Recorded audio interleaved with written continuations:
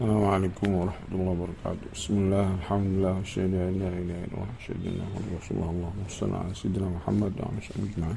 Mumpung ingat saya punya kesalahan di dalam sambutan buku atau apa itu halaqah sarang. Di sana saya menerangkan atau menyebut bahwa kemarin ada satu Habib bertanya apa itu fikul hadoroh. Langsung saya jawab, fikul hadoroh adalah kelanjutan dari Islam Nusantara, fikih kebangsaan dan lain-lainnya yang garapannya NU itu hasil diarahkan kepada liberal. Memang itu jawaban benar sekali untuk konteks Indonesia atau NU. Tapi sebetulnya fikul hadoroh itu sama dengan fikul sholat, fikul zakah, fikul siyam, karangannya Kordowi itu, fikul fikul muamalat, fikul haj dan lain-lain.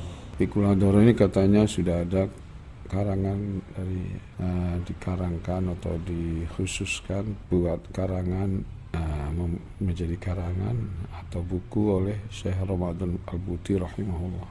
Dikiaskan dengan fikul zakah, fikul siyam. Hasil fikul hadoroh itu berarti mendalami, memahami, mendalami tentang hadoroh.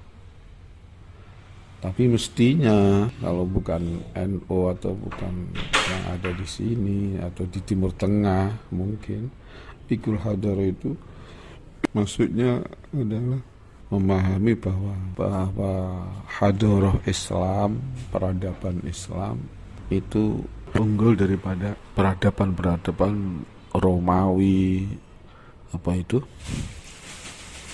Persia, Yunani, yakni masyarakat yang dipimpin oleh Rasulullah SAW dan Khulafa Rasyidin itu benar-benar mempunyai hadoroh yang kuat sekali,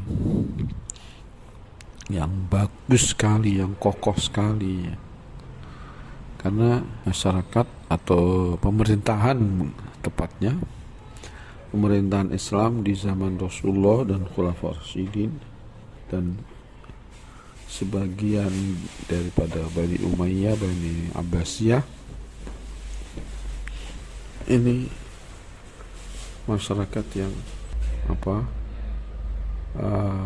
mempunyai hukum, mempunyai aturan, mempunyai acuan wahyu, acuan Quran, hadis, dan ijma' qiyas yang kokoh, yang konkret, yang valid dalam segala bidang, dalam segala bagian kehidupan, dalam ibadah, dalam muamalat antara perorangan, dan dalam muamalat antara negara dengan negara.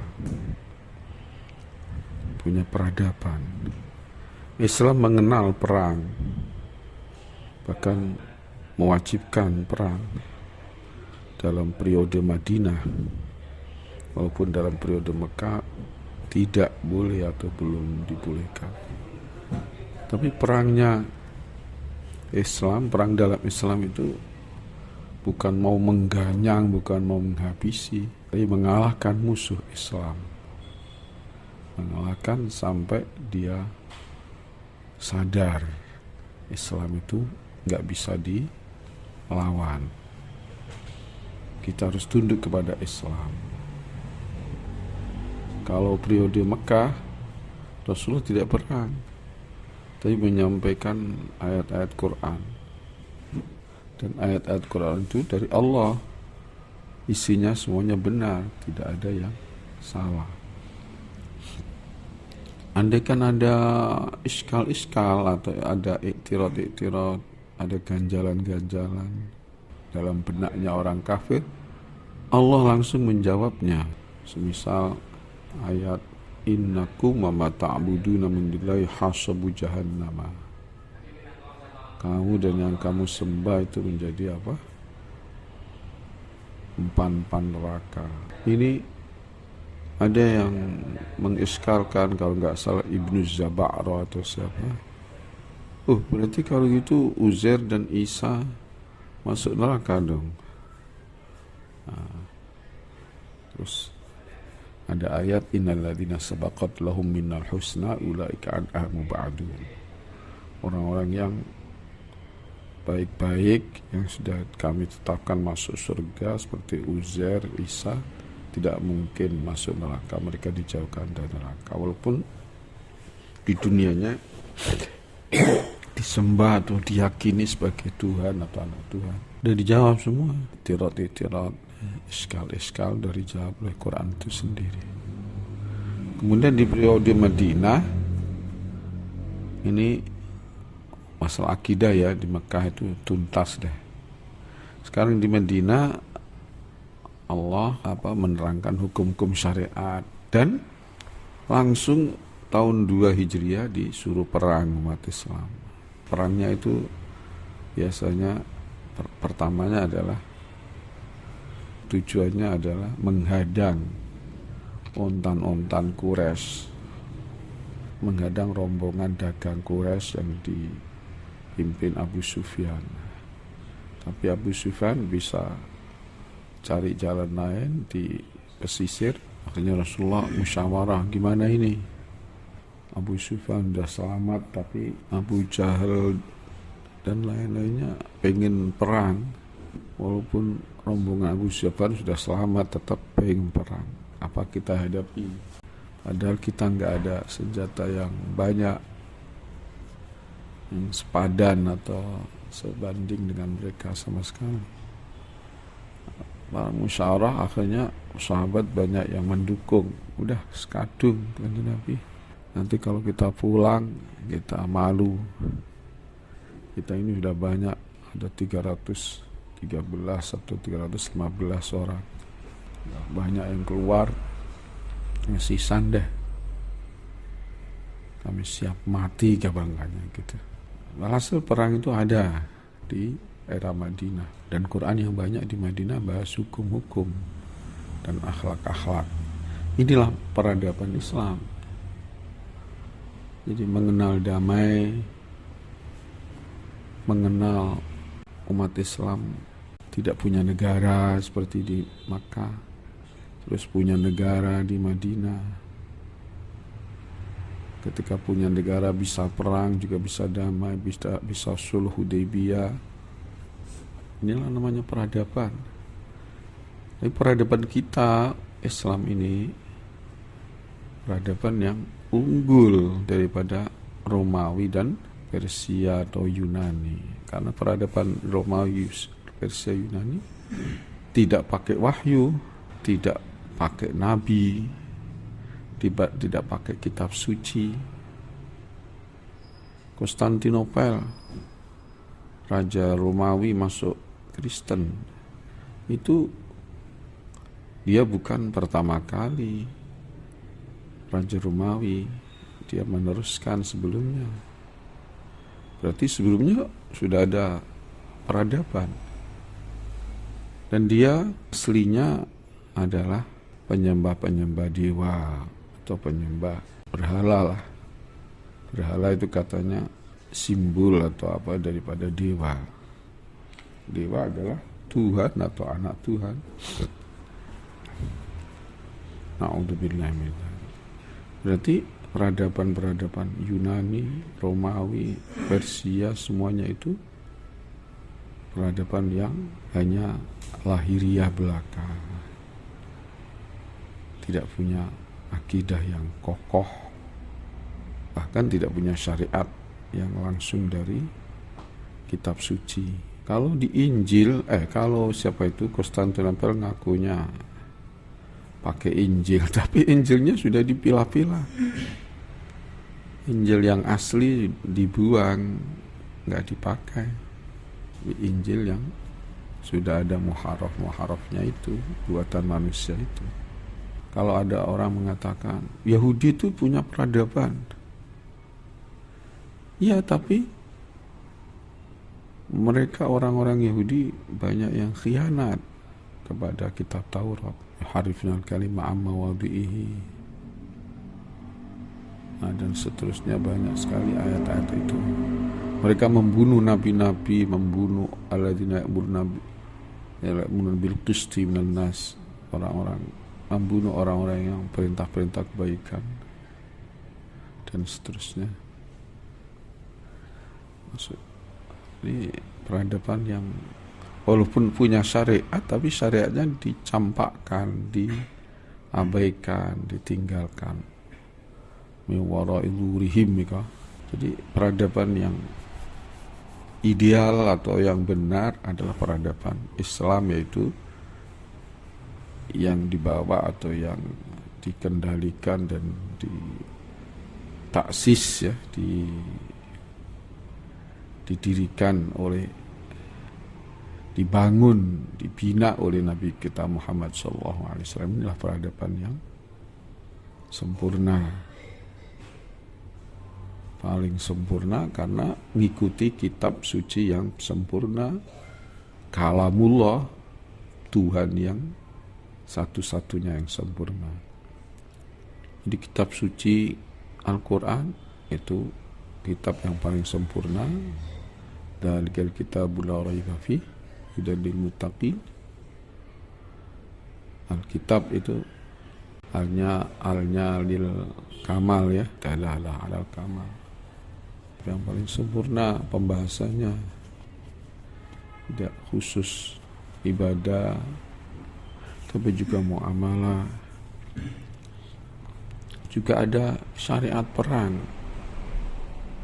Di Taurat kayaknya belum ada syariat perang itu kayaknya.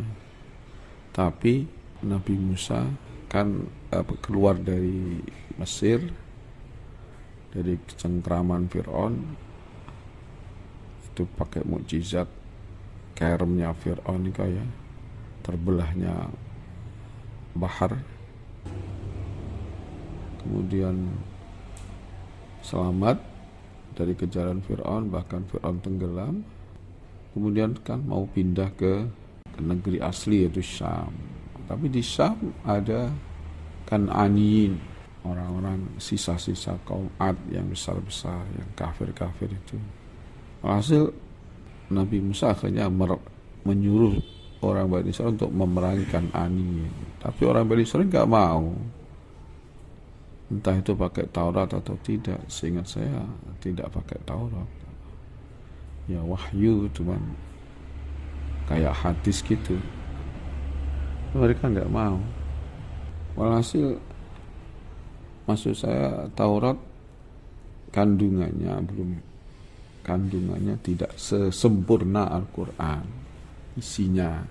Itu kalamullah yang kita yakin, ya, sempurna, artinya sempurna mengisyaratkan hal-hal yang tidak dinas, ya, sempurna dari sisi isyarat. Tapi nasnya, cakupannya tidak sesempurna seperti Al-Quran. Wallahu a'lam.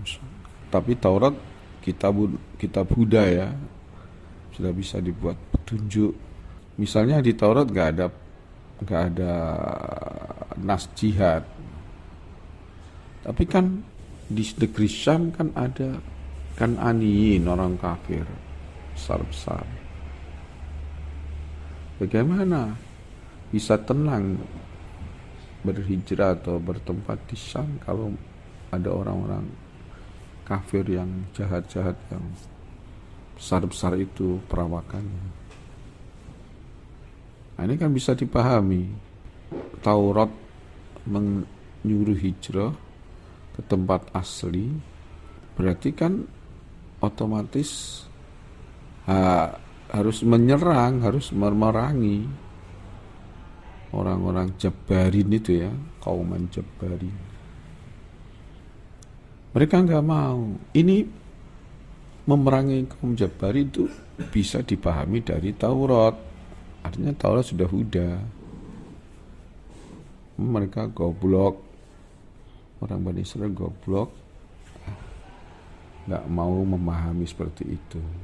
Qatila inna hauna qaidun. Nabi Musa sama Allah disuruh merangi kaum Jabbari, dia nggak mau perang. Enaknya inilah watak-watak Bani Israel yang tidak tidak realistis atau tidak tidak mau jadi manusia yang kayak umumnya manusia, seneng manja ya, bikin daulah Israiliyah aja harus dimulai atau ditatakno bahasa Jawanya, harus ditatakno, disiapkan oleh Inggris dan lain-lainnya. Sekarang setelah Israel punya negara, terus dia nyuruh ada PBB. Jadi PBB yang NU sekarang ikut PBB itu hakikatnya dari Israel, dari Yahudi. Gedung Jenewa itu tanahnya itu miliknya Yahudi. Asal mereka itu Yahudi itu Gus gitu ya. Kayak Gusnya Sandunya. Yang Gus-Gus Indonesia harus ikut. Gus Simon Peres, Gus apa itu, masih kalah dong Gus Jawa dengan Gus Gus Israel. Na'udzubillah. Walhasil Quran ini sangat sempurna, nas-nasnya udah mencakup hal-hal yang prinsip ya. Ada damai, ada perang. Wa in janahu lis-salmi fajnah laha wa tawakkal Allah.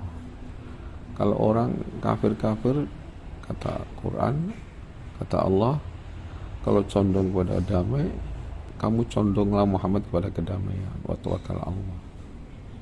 Jadi Islam itu mendahulukan damai ya. Adapun seperti Kanjeng Nabi di Madinah itu kan membuat perjanjian Piagam Madinah. Piagam Madinah itu artinya ayo kita amankan Madinah bersama-sama. Wahai Yahud, kalau ada yang nyerang Madinah kita harus bareng-bareng. Kalau kami dari masyarakat kami ada yang bunuh, kewajiban diat kamu harus bantu. Kalau kamu ada yang membunuh, kewajiban diat kami harus bantu diat. Ikut urun, ikut bantu diat begitu. Tapi mereka nggak mau cidro, khianat kepada perjanjian. Nabi ada orang dari masyarakat Kanjeng Nabi membunuh terus kok orang lain, kemudian diwajibkan diat. Kanjeng Nabi minta bantuan sama Yahudi, malah Kanjeng Nabi mau dijatuhi gilingan yang dari besi itu besar dari atas. Berarti mereka khianat Yahudi. Akhirnya Piagam Madinah itu dirusak sendiri oleh Yahudi. Makanya Nabi Muhammad menyerang Yahudi. Tapi dasarnya pertama itu damai, diajak bersama-sama, mereka nggak mau. Bukan berarti Rasulullah tidak mengkafirkan Yahudi, bukan. Sudah jelas Yahudi itu kafir karena tidak iman dengan Rasulullah SAW. Orang berapa, nggak sampai 10. Mukhairik ya. Mukhairik yang dikatakan Islah Bahrawi itu Yahudi. Kita menemukan data-data Mukhairik atau Ibnu Mukhairik itu adalah Muslim, mendapatkan hidayah, membela Kanjeng Nabi di perang Uhud. Alhamdulillah. Jadi menurut saya nggak mungkin Yahudi tetap dalam Yahudi kok bela Kanjeng Nabi, memberi tanah-tanah pertanian banyak kepada Kanjeng Nabi, itu nggak mungkin. kecuali dia sudah Islam. Orang Yahudi itu pelit, terkenal pelit sekali, terkenal bukhola, dan mengajak bukhul. Wa ya'muruna an-nasa bil bukhli, itu Yahudi. Makanya bank-bank itu aslinya dari Yahudi semua. Orang Kristen suruh bikin bank juga biar sama dengan dia. Islam juga disuruh bikin bank juga. Islam sekarang artinya Islam setelah khulafa. Jadi ini fikul hadorah itu artinya Islam itu komprehensif, syamil, kamil. Nah, sama dengan kitab saya dulu yang nukil-nukil dari kalamnya Abuya, Arisalatul Islamnya, Kamal wa Huludwa wa Alamiyatuha. Itulah fikul hadorah yang asli, bukan kok malah kita dompleng atau PBB. Memang kadang-kadang PBB Kofi Annan katanya mengambil sebagian dari syariat Islamiyah, tapi itu hanya pura-pura atau hanya cari simpatik aja. Pernah kan hukum Islam qat'uliyat atau apa itu, syurbil khamri, pernah Amerika menggunakannya, tapi karena kebanyakan di sana syurbil khamri, akhirnya hanya penjara lagi, kembali ke hukuman penjara. Banyak kalau rojem, zanil muhsan nggak pernah itu, bahkan itu dianggap HAM, pelanggaran HAM itu. Kalau menurut mereka, kalau kita itu hukum Allah harus ditegakkan. Kalau kita punya negara, kita nggak punya negara ya tetap hukum Allah begitu, hukum Islam seperti itu, bukan dirubah-rubah, bukan PBB melarang terus kita berubah, enggak. NU katanya kita suruh kembali ke PBB. Lah sekarang ya, kalau PBB mengatakan bahwasanya NU dulu ketika membunuh PKI, Bansel-Bansel, itu adalah pelanggaran hukum, pelanggaran HAM. Berarti NU harus ima dibunuh atau ima diminta ganti rugi. Masa kita mau itu seperti itu? Padahal menurut sejarah kita, menurut sejarahnya Hashim Muzadi, Kiai Hashim Muzadi, bahwasanya Kiai NU itu mau dibunuh, atau bukan Kiai saja, orang-orang Islam atau orang NU itu mau dibunuh. PBB atau enggak ikut PBB terus negara. Soekarno sendiri pernah enggak ikut PBB kan, melawan PBB. Dia mengatakan Amerika kita setrika, Inggris kita linggis, kan begitu. Pernah keluar dari PBB tapi dimasukkan lagi. Itu gagah dulu, Indonesia gagah dulu, pernah melawan PBB, pernah Rotary Club dilarang, Rotary Club, Lion Club, Leang-leong pernah dilarang oleh Pak Karno. Masya Allah, luar biasa. Nah sekarang malah jadi budaknya umat Islam atau NU, Bansel jadi budaknya gereja, budaknya leang-leong, budaknya kelenteng. Innalillahi wa inna ilaihi raji'un. Apa-apaan ini? Bukan fikul hadoroh namanya, fikul khosarah, fikul radhalah. Na'udzubillah. Semoga bermanfaat. Assalamualaikum warahmatullahi wabarakatuh.